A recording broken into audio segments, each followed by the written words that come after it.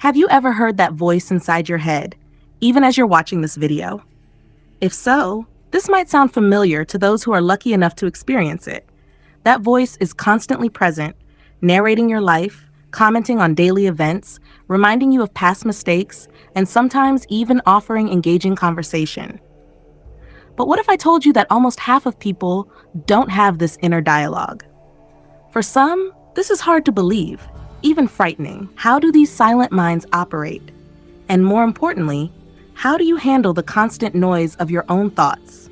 Today, we'll dive into the world of internal monologues, or the lack thereof, to explore whether you truly control your thoughts or not. It all started when I came across an article mentioning Olivia Rivera, a 22-year-old who casually discovered that she doesn't have an internal monologue. No inner voice narrates her thoughts, guides her actions, or criticizes her for being late. Olivia realized this during a work conversation about a viral post. Can you imagine going through life without realizing that most people have a voice inside their heads? It sounds strange, right? But Olivia isn't an exception. Almost 50% of people don't have this internal dialogue. For them, thoughts simply happen, as if the mind were a blank canvas rather than a script. So what exactly is an internal monologue? For those who have it, it's the constant voice in your head, like a personal narrator. Sometimes it helps. Other times it holds you back by replaying things you'd rather forget. You see this in pop culture, in movies and TV shows, where characters have these inner conversations that are revealed to the audience. Olivia thought this was just a film device, but for many, it's a real part of life. According to Russell Hupert, a professor of psychology, only 30 to 50% of people have an active inner voice. He's been researching this phenomenon for over 40 years, trying to understand how silent minds function. He's identified 5 main types of thought: inner speech, the classic monologue, visual images, emotions, wordless thoughts, and sensory awareness. Olivia, for instance, doesn't hear her thoughts. She experiences them as quick flashes of understanding, as if she processes the world in fast forward, while those with a monologue experience it in slow motion. This internal dialogue is fueled by something called the corollary discharge, a brain signal that helps us distinguish between internal and external experiences. It's why your voice sounds strange when you hear a recording of yourself. Even those without an inner monologue still process thoughts, but the way they experience the world is fundamentally different. For them, thoughts come more as abstract impressions, feelings, or even visual cues, rather than a constant stream of words. Olivia describes her thinking process as more of an instinctual flow, almost like flashes of understanding rather than a narrated conversation. It's not that she's not thinking, it's just that her thoughts don't arrive in a verbal form. This phenomenon raises deeper questions about how we perceive consciousness. Does having an internal monologue make one more self-aware? Or does the absence of it allow for a more focused, less distracted mind? Researchers like Hupert suggest that those with quiet minds might actually have an advantage in certain situations. Fewer distractions, less overthinking. But what about creativity, problem solving, or even self-reflection? How do those without internal dialogue navigate these complex mental tasks? As we dive deeper into this, we start to wonder, is the inner voice a product of nature or nurture? Can we learn to silence it, or conversely, activate it in those who don't have it? The relationship between inner speech and mental health also comes into play. For many, that inner voice can be critical or overwhelming, contributing to stress and anxiety. But for others, it serves as a grounding force, providing clarity and direction. Could we all benefit from understanding how our minds operate, whether noisy or silent? Could learning to quiet the constant chatter lead to a more peaceful state of mind? Or is there value in embracing the inner dialogue, learning to direct it in more positive, productive ways? As we continue to unravel the mysteries of the human mind, one thing is clear. The diversity of thought processes is far greater than we ever imagined. Understanding how each of us experiences the world internally could reshape how we approach communication, relationships, and even education. Imagine teaching someone who doesn't rely on internal dialogue. How would that change the way they learn? Perhaps traditional methods that rely heavily on verbal processing aren't always the best fit. And then there's the question of emotional resilience. Does having a quieter mind protect you from overanalyzing and spiraling into self-doubt? Or does it limit your ability to reflect deeply on past experiences? For those with constant mental chatter, learning mindfulness techniques to silence or redirect that voice may seem like the ultimate goal. But what about those who don't hear it in the first place? Are they naturally more mindful, or do they struggle with focus in a different way? As we consider these differences, it opens the door to understanding how diverse human experiences truly are. What if this variety in thought is actually a key to unlocking new ways of solving problems? Maybe those without an inner monologue bring unique perspectives that people with constant self-talk overlook. So, where do you fit into this spectrum? Do you rely on your inner voice to guide you through daily life? Or do you find yourself in the quiet space of abstract thoughts and flashes of understanding? Regardless of where you stand, there's no right or wrong way to think, only different paths to explore. And perhaps, in understanding these paths, we can all learn to navigate our minds more effectively, finding balance between silence and noise, reflection and action. As we delve further into this fascinating subject, the next question is, what can we do with this newfound knowledge? If nearly half of people experience the world without an internal monologue, how does that shape their sense of self, their decision-making, and their creativity?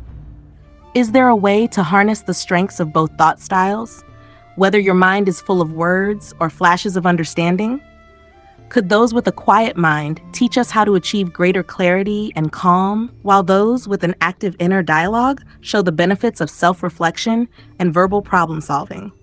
It's possible that bridging these two worlds could lead to new insights, not only in personal growth, but also in fields like education, psychology, and even innovation. Consider creativity, for example. Do people without inner speech approach artistic expression in a more intuitive, nonverbal way, tapping into visual or sensory cues? On the other hand, do those with constant self-talk rely more on structured thinking, building their ideas word by word? These differences might explain why some people are more spontaneous in their creative processes, while others are meticulous planners. In the realm of decision-making, how do silent minds weigh options? Without a voice debating pros and cons, is the decision-making process quicker, driven by instinct and emotion? And for those with a monologue, does the constant mental dialogue lead to deeper analysis or just more indecision? As we uncover more about these mental experiences, it leads to an even bigger question. Can we shift between these modes of thinking? Can someone with a noisy mind learn to quiet it and think in flashes or visuals? Can a person without inner speech develop an internal dialogue through training or meditation? The exploration of these possibilities takes us to the heart of what it means to be human. Thought, whether silent or loud, visual or verbal, shapes our identities, relationships, and understanding of the world. Perhaps by acknowledging the diversity in how we think, we can build a deeper connection to ourselves and others.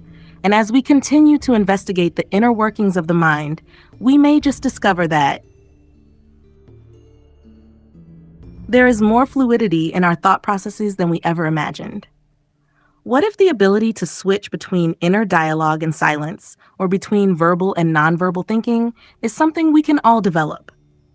Maybe it's not about being confined to one mode of thought, but learning to navigate between them depending on the situation. Imagine the potential if we could control when to quiet our internal monologue during moments of stress or creativity, or activate it when we need structured problem-solving or self-reflection.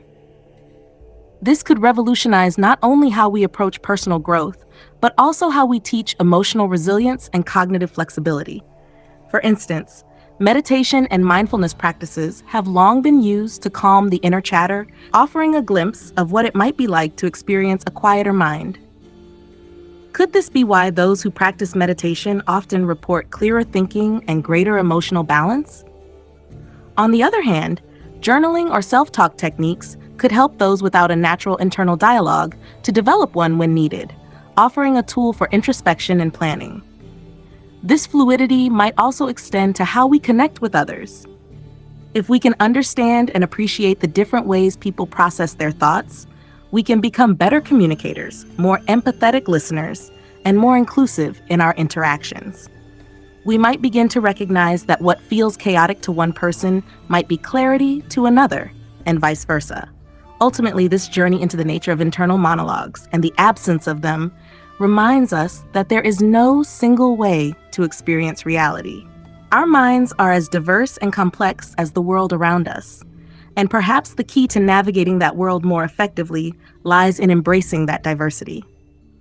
So, as you reflect on your own mind, whether it's filled with constant chatter or moments of quiet flashes, consider what this means for your daily life, your relationships, and your growth.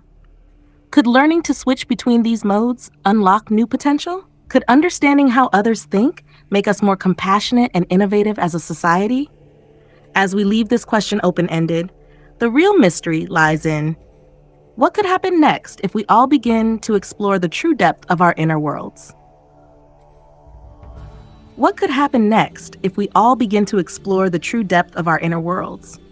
Perhaps the answer lies in realizing that our thought processes, whether noisy or quiet, structured or abstract, are not limitations, but opportunities. Opportunities to discover new ways of thinking, new approaches to solving problems, and deeper connections with others who experience the world differently. By embracing this diversity of mind, we open ourselves up to greater self-awareness, compassion, and creativity. We may find that the key to growth isn't silencing the mind or amplifying it, but learning to listen, both to our own inner experience and to the silent or spoken thoughts of those around us. In the end, the journey of exploring our mental landscapes is just beginning. Whether your mind is a constant narrator or a peaceful observer, there is always more to uncover, more to understand. And who knows? The more we learn about our minds, the more we might unlock the full potential of who we are. The real question is, are you ready to take the next step in exploring your own inner world?